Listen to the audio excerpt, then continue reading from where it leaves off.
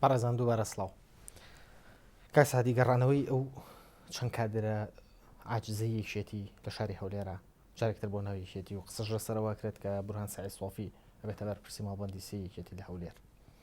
گەڕانەوەیان لەسەر چ بنەمایەک بوو و مەرجەکانیان چی بوو بۆ گەڕانەوە لە کاتێکەوەن پێشرامەژێن بەواتە کە ناگەڕێنەوە ناوی یەکێتی نامانە پێشترێ داوای دەست لە کار کێشانەوەیان کرد بەڵام دەست لە کار کێشانەوەکان لایەن جەنابی مامجەلە ڕەت کرایەوە. ئەمانە کادیری باشن، کادیری چالاک بوونە لە ئۆرگانەکانی یەکێتی بۆ بەرپرسیارەتیان هەبووە تەنانەت کاک بورهان سعید سۆفی ئەندامی سەرکردایەتی یەکێتی بۆ ئەوان کرد تەقریبان هەندێکیان لەو ئاستا بوونە. پاش گفتوگۆ و لێکدانە و ڕەنگە ئەوان هەندێک بۆچوونەکانن وەجاهەتی تێدا بووە نەوەک لە حەقی تێدا بووە، بەڵام ئەم نەتیجە ئەوانە حەوە حیزبی خۆیانە. لە ڕاستیدا ئێمەش ناوی یەکێتی نیشتیمانی تەعامڵمان لەگەڵیان تەعامڵێکی زۆر باش بووە، یعنی قەت پۆلێمی گەڕانەوەیان بە مەرجی وەرگرتنی پۆست نەبووە بۆگوی ئێستا باسەکرێت هیچ مەرجێکیان نەبووە و بەڵام ئەوانە کادیری باشن حتمما ئێمە خۆ قابلە معقولە ئیستیغنایان لێ بکەین، ئیستیغنایان لێ ناکەین، بەڵام هیچ مەرجێکی پێشوەختیان نەبووە. باسی وا کرێت کە یەکێتی نیشتیمانی کوردستان لە شاری هەولێرا پێگەکەی بەهۆی کۆسەر ڕەسوڵەوەیە، هەر بۆیە کەمپینی هەڵبژاردننی یەکێتی لە هەولێرا دراوەتە دەست کوڕێکی کۆسەر ڕەسوڵ. من نەبیستۆ کەمپێنی هەڵبژاردن لە هەولێر درابێتە. کوڕەکەی کاکۆسرت خۆی مرەشەح، کوڕێکی مرەشەحە لێرە، کوڕێکی مرەشەحە، بەڵام شاڵە و کۆسەر ڕەسوڵ ئەوترێت کە سەرپەرشتی ئەوەکە بە نوێنەری هین بە نوێنەری گەنجان ئەندامە لە لیژنەی باڵا لە مرکز لە سلێمانی. ئێوە وەکو مەڵبەندی سێ سەرپەرشتی کەمپینی هەڵبژاردنەکان؟ ئێمە سەرپەرشتی کەمپینی هەڵبژاردن مەڵبەندی سێ ئیشەکانی خۆی دابەش کرد. چکە تو ئەگەر سەیری هەولێر سێ مەڵبەندی لێیە، لیژنەیەکی باڵای هەیە، ئەو لیژنەی باڵایە لیژنەی مەڵبەندی سۆرانە، مەڵبەندی کۆیە، مەڵبەندی هەولێرە، لیژنەیەکی باڵای هەیە و ئەو لیژنە باڵای ئیشکارەکانی خۆی تەوزێ دەکات. ئەوەی پەیوەندی بە سنووری مەڵبەندی سێە ئیشەخانی خۆی دابەش دەکە بەسەر قاتعی جیاجیات و بۆ هەر لیژنەی غورفەیەکی عەمەلیات دادنێ. کاندیدەکان خۆیان کە ئەوان بە قەناعەتی من لەم حالەتانە کاندید خۆی قائیدی لە لیستی کراوە،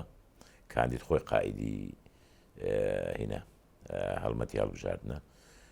بەڵام پشتیوانی دام و دەستگا حیزبیەکان لێرە بۆ ئامادەکردنی یا کار ئاسانکردن و کۆکردنەوەی خەڵک بۆیان و پشتیوانی لێیان ئیشوکاری خۆی بە شێوەیەکی باش دابش کرد. بەڵام ئەکید لە هەولێرەمە کاک ئەرسەلان بایز خۆی ئەندامە لە یەکێ لە پاڵیوراوەکانە، سەرۆکی لیستەکەیە، سەرۆکی لیستەکەیە، هەرچەندە لە لیستی کراوەیە هینە نەوعێکی ترە، ینی کەمێک ئەرک دەکەوێتە سەر کاندیدەکان خۆیان. و کاک عەدنان موفتی لێرە ئەندامی مەکتەبی سیاسیە، کاک کۆسر خەڵکی ئێرە جێگری سکرتێری گشتیە، کاک ئازاد جوندیانی خەڵکی ئەم مەنتیقەیەیە. ئەکید ئەمان هەمووی هاوکاری دەکەن، جگە لەوەش ژمارەیەکی زۆر لە کادری هەولێر لە دام و دەستگای جیاجایە بە هین هاوکاری دەکەن. چۆن هاوکاری نەکەن؟ حەملەیەکی سەرتاسەریە بۆ حەدەسێکی گەورەی و پرۆژەیەکی گەورەی، پرۆژەیەکە پەیوەندی بە پاشە ڕۆژی هەموو میلەتەکان و هەموو هەرێمەکەمان. زۆر باز لە بوونی خەت لە ناو یەکێتی نیشتیمانی کوردستان ناکرێ، یەکێ لەوانەیە کە باسی خەت دەکرێت خەتی کۆسەر ڕەسوڵ عەلیە. ئەوترێت کە بەشی زۆری شوێنە حیزبیەکان لە شاری هەولێرە نزیکن لەو خەتەوە و باز لەوە ژەکرێت کە ئەو ئاڵوگۆڕی کە ئێستا بە نیازن بکرێت بورهان سعید سۆفی ببێتە بەرپرسی مەڵبەند و سعدی ئەحمەد پیرەلا ببرێت لەو شوێنە، پەیوەندی بۆ هەیە. ئەمە لە هیچ دەستگایەکی حیزبی نەبڕیای لێدراوە، ئەوە هەرچەندە ئەوە ئیشی مەکتەبی ڕێخستنە دەوایە جواب بدە، وەڵامی بداتەوە. ئەمە مەسەلەیەک نییە کە باس کرابێ لە هیچ دەستگایەکی حیزبی و پاشانیش ئەم نەوعی خەت لەسەر ئەساسی ئەوە نییە کێ مەسئولی کام مەڵبەند و کێ مەسئولی کام مەڵبەند نەبێت. و من پێم وایە ئەو نەوع خەتخەتێنە ناوێکێتی وردە خەریک کاڵە بێتەوە، بەرەو کۆتایی دەڕوە. ڕەنگە خەڵکێکەبی لە خوارەوە نەک لە ئاسی سەرکردایەتی وەخت خۆی سوودی لەو ئیشانە وەرگرتی ئێستاش خەونی پێوە دەبێنی. بەڵام جگە لەوەیش کاک بورهان بەپێی کۆنگرەی دوای کۆنگرەی سێ بڕیارەکانی کەدراوە مەسئولی مەڵبەندی هەولێر و کەرکووک و سلێمانی دەبێت ئەندامی مەکتەبی سیاسی بێ کاک بڕوان حاڵی حازر ئەندامی سەرکردایەتیش نییە دەبێت وەلجاری بتە ئەندامی سەرکردایەتی بەڵام خۆی لەگەڵ ئەوەژەم کاک بڕوان بە کادیرێکی شیاو دەزانم هەر پۆستێکی بدرێتی ئەوەی پەیوەندی بە منە بەندە من ئەندامی مەکتەبی سیاسی و کادیری یەکێتیم لەکوێ ئیشم پێ بسپێردرێ قەت خۆم داوای ئیشێکی معینم نەکردووە تا بڵێن ئەو ژەم دەوێ و بمدەنێ لەکێ ئیش بم سپێردر لەوێ ئیشەکەم ئەو مۆزوع حاڵی حازر زیاتر پرۆپاگەندەی ڕەنگەم چێ ئیسیفادەی لێ دەکات المهم یەکێتی ئیسیفادەی لێ ناکە لەو پرۆپاگەندان هەردەمە کاتی خۆی هەدە و کاتە معلومە بێ مەسلەی زیادبوونی ڕێژەی دانیشتوان زیادبوونی ئاسایی لە هەردوو پارێزگای هەولێر و دهۆک ئەوە بابەتێک بوو کە چۆن پەرلەمانتارێکی سەر بە یەکێتی لە پەرلەمانی کوردستانە ڕوژانیان و جەنابی قسە و لەسەر کرد ئەم مەسەلەی بەکوێ گەیشت لە کاتێکە بەرپرسی دەستگای هەڵبژاردننی یەکێتی لە چەند ڕۆژ ڕابردەوە گومانی خۆی پیشان ناوتی ئێمە گومانی زۆرمان هەیە لەو مەسەلەیە لە ڕاستیە ڕاستەوە جێگای گومانە چونکە من ناڵێم زیاد وکەم من تا ئەوەی ناڵێم مەسەن لە هەولێر لە 1 شوبات زیاتر لە 50 کادیری یەکێتی شەهید بوون وانە لە مەڵبەند و هەمان عادەدیش لە القیدوی پارتی لە 1 شوباتی ساڵی 2004 لەو کارە تێرۆریستی هەبوو هەر سەتیان ئەوە لە ناو قائیمەکەن و ئەو چەندین انتخابات بڕۆ هەر هەن یعنی یەک کەس لە هەولێر نەمردووە ناوی ڕۆژکراوێتەوە بە پێی هین لیست لە لیستەکاندا ناویان ماوە بێجگەلەوەی ناوی مکەڕەر هەیە من زۆر دڵتەنگ بووم بەو تەسریحاتە بێکەلکانەی سەرۆکی کۆمیسیۆنی باڵا کاک سەربەست کە دەڵێ ناو دووبارەیە ئەخە ناو دووبارەیە مەوالی دووبارەیە ناوی دایکی دووبارەیە ڕقەمی تەموینیشی دووبارەیە شتیوە هەیە ینی سوتفەوە هەیە 90,000 کەس 90,000 کەس ناوی دووبارەیە ماوالیدی دووبارەیە ناوی دایکی دووبارەیە ڕقەمی تەموینیشی دووبارەیە شتیوا دەبێ لە دنیا ئێوە وەکو یەکێتی هەر دڵتەنگە بن بەرامبەر ئەوانە یان هەڵوێستانە بێت ئەو 90,000 خۆ شەرنیە یەکێتی بن پارتی بن هەمووی شەرنیە هەموو یەکێتی بن شەرنی ئەوە بەڵام ئەمە بەشێکە لە گومان لە لیستی دەنگدەران من پێم وایە ئەم نەوعە تەسەڕوفاتانە جاوە زۆر تەعەجوبم کرد ئەوڕۆ لە ڕۆژنامەی خوێندمەوە سەرۆکی کۆمیسیۆنی باڵا دەرێ ئەوە دەیەمین جارە من باسی ئەو بکەم ئەوانە دەنگی مکەڕەر نین بەڵکو لێک چوون شەو سوتفەیە چۆن دەبێ ئەوە لێک چوە من براکەیمە شەهید وە برازاکەم شەهید بۆ کوڕی برازاکەم شەهید بە هێشتاش ناوی باوکم عەمرێ خوای کردووە دایکم عەمرێ خوای کردووە چەندین ساڵە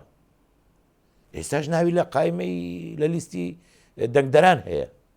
لەو قسانە بۆ چێ دەکەم باش ئەگەر لایەنێکی سیاسی دیاریکرا و سوود لەوانە نابینە ئێوە گومانەکە چییە پەیوەندی بە دەرەجەی ئەساس بە لایەنی سیاسی دیاریکراوە نییە بەڵام ئیشی ئەم کۆمیسیۆنە بە تایبەتی دایرەی ئینتیخابیان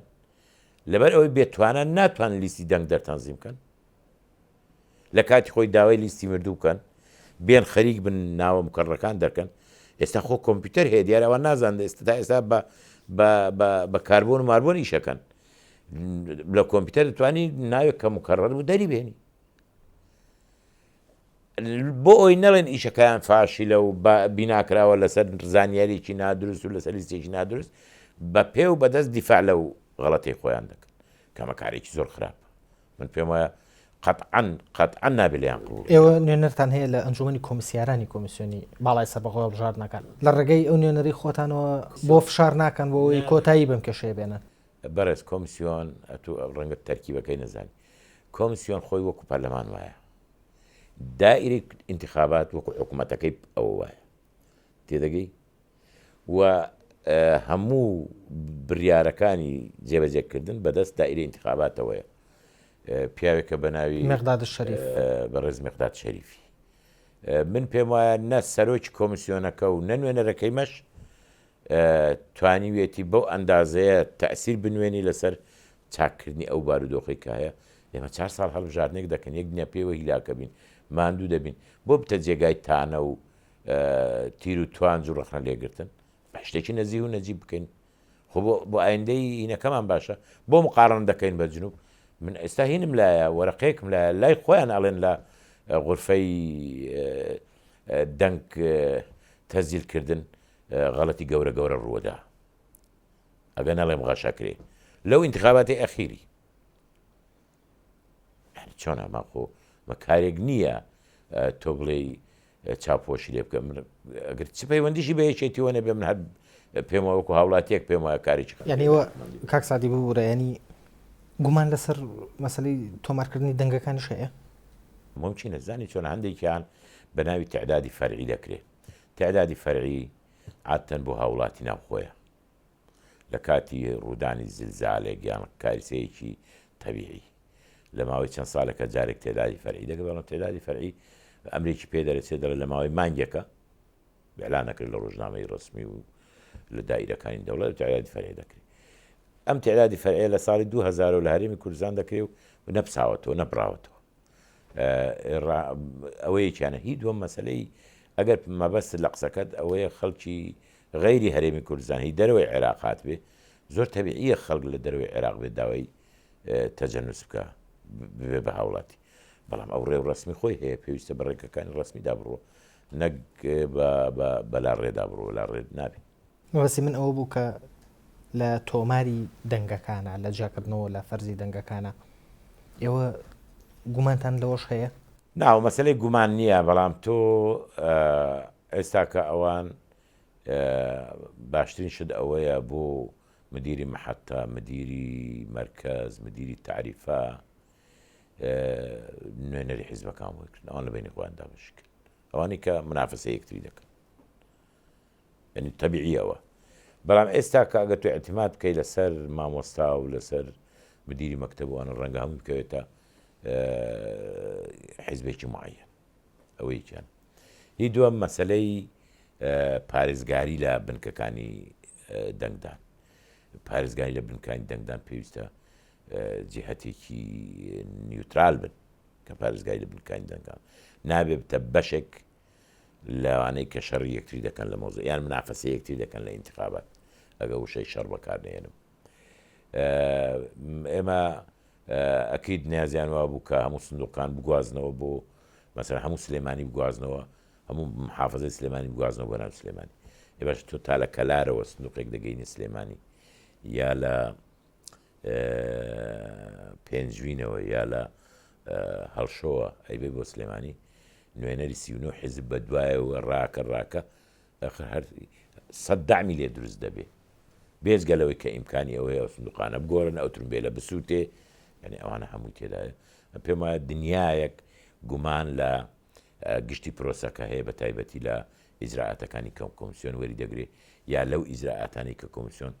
لە بەرامبەریدا کوێرە و نایبین لە بەرچاوگرتنی پۆستەکانی کورد لەناو کۆمسیۆنە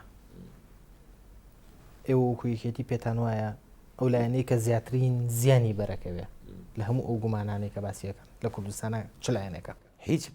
علاقم بە زیانی لایەنە کوردستانیەکان نییە من تەنها ئەوەندە ئەڵێم ئەو نوێنەری خۆمانی کە لە کۆمسیۆن هەن بێدەسەڵات تەنانەتەوەی یەکێتیش بێدەسەڵاتە هەمووی بێدەسەڵاتن ئەوەی پارتیش بێدەسەڵاتن ئەوەی یەکێتیش بێدەسەڵاتن هەندێکیان مەشغول کردن بە تعبیەی جەماوەرینا لە ڕابردوو ژوا بوو ئێستا ژوایە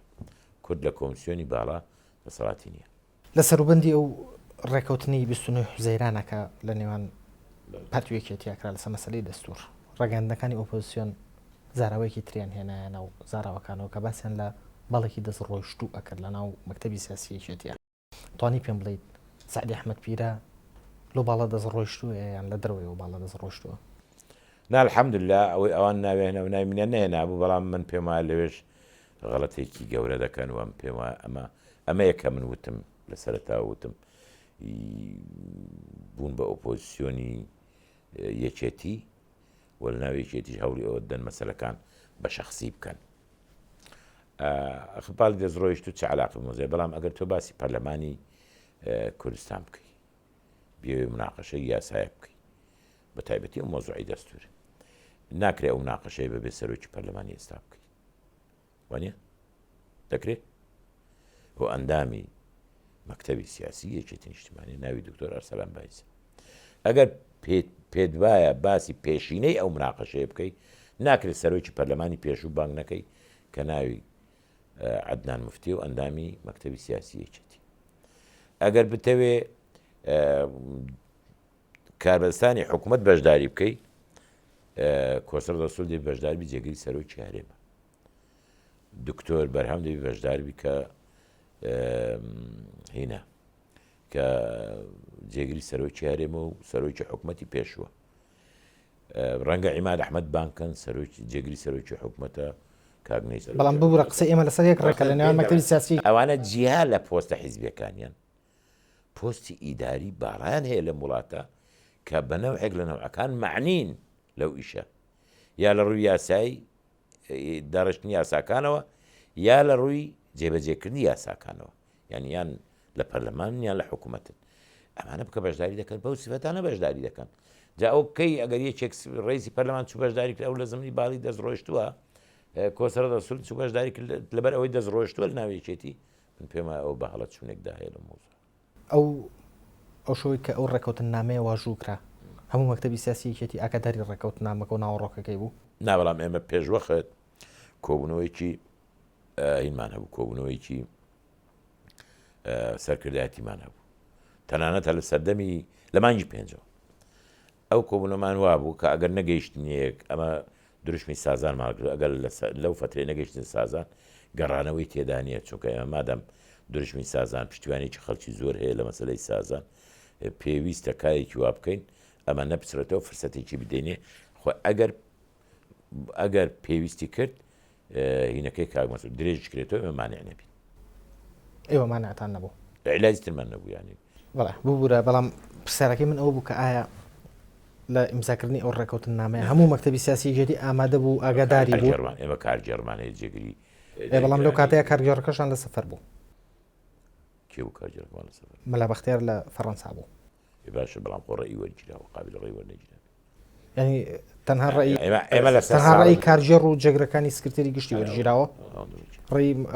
باقی ئەندامانی مەکتەبی سیاسی وەرنەگیراوە لەسەرەوە. ئەکید ڕێیوانی وەرگیراوە. بەڵێ ینی سعدی ئەحمەد پیرە خۆی ڕێی وەرگیرا لەسەری لەسای ئەوە ڕێیم هەبوو کە درێژ کرێتەوە چ عیلاج نییە. بەڵام ئەگەر ڕێی مەسەلەن بچینە ساڵێک بێ 2 ساڵ نەبێ یان شتێکم تر شتێ زیاتر خۆی لە ئەساس ینی درێژ بکرێتەوە یان هەڵبژاردنەکەی دوا بخرێ ئەجینا فەراغیش دەستوری دروست دەبێت. خۆم لە پەرلەمان بوویمە، خۆم لە حکوومەت 7 ساڵ وەزیر بوویمە، ئەزانم فەراغی ئیداری یعنی چی. و ئێمە هەرێمێکمان هەیە ئەو هەرێمە بەرەو کارەساتێکی گەورە دەبین و بەرەی هەڵدێرێکی کاچی بە کاچی دەبین، یان دەبی ڕێگایەک بدۆزینەوە بۆ نەجاتدانی قەیران قوڵتر نەبێت. ڕێگایەکی تر نەبوو بۆ ئەوەی کە بۆ نمونە لەبری مەسعود بارزانی سەرۆکی ئێستا هەرێمی کوردستان کەسێکی تر خۆی بپاڵەوێت لەلایەن پارتی دیموکراتی کوردستانەوە کاک مەسعودی خۆی داوای نەکردو، نەخۆی خۆی هەڵبژاردنەوە خۆی داوای کرد، داوای درێژکردنەوەشی نەکردووە، داوای درێژکردنەوەشی نەکردو، بەڵام تەنها ڕێگا بوو ئەم پێشنیارەی چێ بوو کە پێشنیار بکە ئەو ماوەی بۆ درێژ بکرێتەوە. کۆبوونەوەیکی ئێمە وتمان لە ئەساسدا وتمان ئەگەم ماوەی مەسلەیەکی وایەتە پێش ئێمە دژ نابین، بەڵام ئێمە هەردوو لە هەردوو مەکتەبی سیاسی کۆبوونەوەتیان قەیرانێکی وایە چۆنی چارەسەر بکەین. احتیمالاتەکان کە هیچی نەدەبوو، ئەوە تەنها احتیمال بوو لێ داوایان لێکردۆژ موافقەی کرد وتی چی باشزان ئەوە بکەن درێژ کراوە بۆی ئەو ماوەیە، بەڵام بە شەرتێک لەو ماوەیە سازانەکە بکرێ، هاوکاری بکەن سازانەکە بکرێ، بەو شەرتەش کە دەستور عەرز کرێتەوە بۆ هەموارکردن و سازان. کەواتە پێش واژۆکردنی ڕێکەوتنەکە لە نێوان ئێوە و مەکتەبی سیاسی پارتیە بارزانی خۆی ئاگاداری ئەوە هەبووە کە ئەکید پێی گوتراوە کە درێژەکەینەوە قابلە چۆن پێی نەوتراوە، من خۆ لە دیار تەلەفۆنەکە نەبوومە، بەڵام ئەکید پێی وتراوە کاک مەسعود یەکێک نییە لەوانەی کە شتێک پێی نەوترێ بکرێ. چۆن کاک سعدی بەپی زانیاریەکانی تۆ هەر لە سەرەتاوە بارزانی ڕازی بوو بۆی کە ماوەکەی بۆ درێژ بکرێتەوە یان ڕازی نەبوو؟ وڵحیم بە دەقیقی ئەوە نازانم، بەڵام بەڕێز کاک مەسعود بارزانی سەرۆکی پارتیە، پارتی یەکێکە لە هێزە ئەساسیەکانی هەرێمی کوردستان. من تەسەور ناکەم ئەگەر مەسەلەیەک پەیوەندی بە پاژە ڕۆژی ئەم هەرێمەوە هەبێ بە تایبەتی لە مەسلەیەکی هەستیاری لەو بابەتە و ئێمە لە قۆناغێکی هەستیار و بەرە و دنیایەکی فراوان و گەشەچین یا کۆتایی بەم پرۆسەیە دێنین لە حالەتی لەم بابەتەیە بێ ڕەئی بێ موقف بێ هەڵوێست ئەکید هەڵوێستی هەبوو، ئەکید لەم مەوزوعە هاوکاری دەکە حتا ئەگە پەیوەندی بە خۆشیەوە بێت. دەنگۆیەوە لە ئارایە کە پێشنیاری درێژکردنەوەی ماوەی سەرۆکایەتی مەسعود بارزانی لەلایەن مەکتەبی سیاسی یەکێتیەوە کراوە. ئەوە یەکێ لە پرۆپاگەندەکانە من پێم وایە ئەو هەڵەیە ئەوە دەنگۆنیە ئەوە هەندێک لە مەسئولینی پارتی بەداخەوە ئەوە دووەمین جارە ئەو هەڵەیە دەکەن. جارەکەی تریش کە ماوەی بەڕێز کاک نێچیروان لە کابینەی پێنجەم درێژکرایەوە دیسان هەندێک لەوانە وتیان ئێمە داوای شتیوامان نەکردووە مامەعناهەوە مەکرەمەی یەکێتی یا مەکرەمەی مام جەلال پێم وایە ئەمە هەڵەیەکی گەورەیە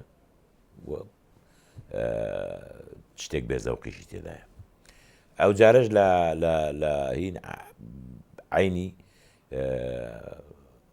مەسئول هەبوو هەمان قسەی کرد کە مەسەلەی درێژکردنەوە کە داوای یەکێتی بوو داوای یەکێتی نەبووەکو یەکێتی ئەمە بەرهەمی کۆبوونەوەیکی دوور و درێژی دووقۆڵی بووە لەسەر دۆزینەوەی عیلاجێک بۆ ئەم بارودۆخی کەلارمی کوردستانی و قەیرانایە جا ئەوە علاقەی بەوە نییە چێ احتیمالاتەکان ئەوە ئاسانترین احتیمال بوو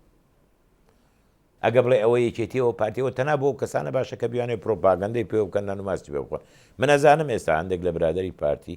لە نەوعێک لە على الأقل لەم ساڵانەی کە لەم فترەی 29 مانکە تا ئەمڕۆ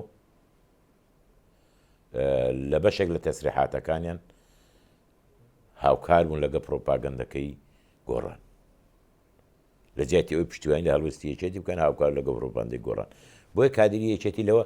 ئەوەش بە قازانجی یەکێتی بوو کادری یەکێتی کەوتە بیرکردنەوە ئای هاوکارەکان لە چیە بوو بۆ پرۆپاگەندەکانی گۆڕان بۆ گوچی فڕدانی قسەیەکی لەو بابەتە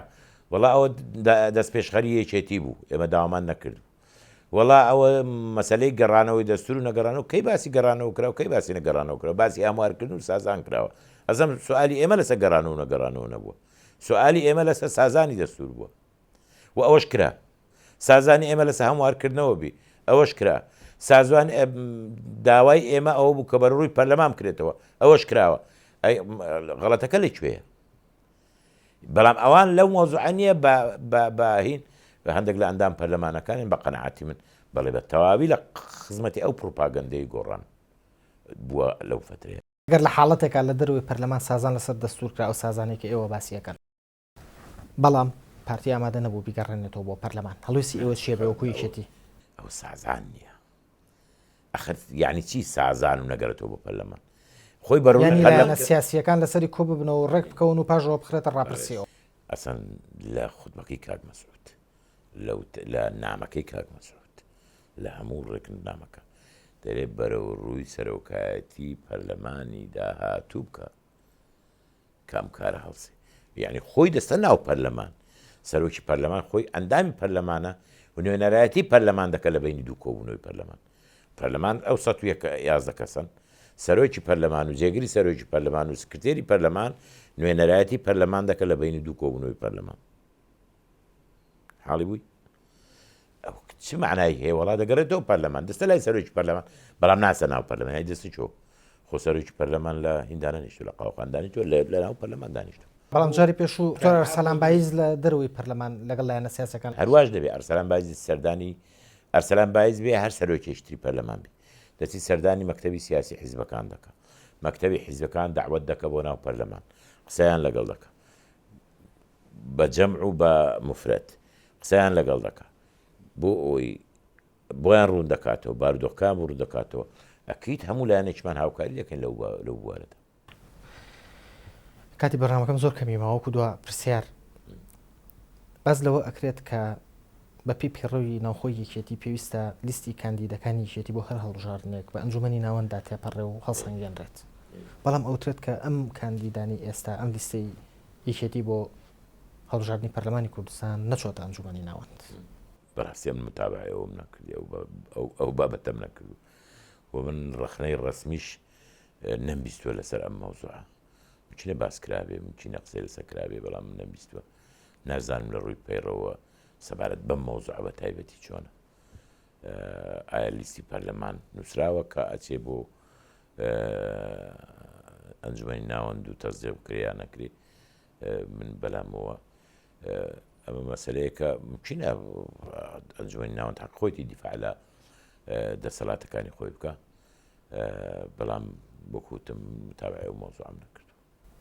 سعدی ئەحمەد پیران دامی مەکتەبی سیاسی و بەرپرسی مەڵبەندی یەکێتی نیشتمانی کوردستان لە هەولێر زۆر سپاس بۆ ئەو دیدارە. خۆشەویستان چاپێکەوتنی ئەم هەفتەیەمان کۆتایی هات تا بەگەشتنەوەمان لە دیدارێکی تەدا هەم لایەکتان لە شادیا جێ دەڵم.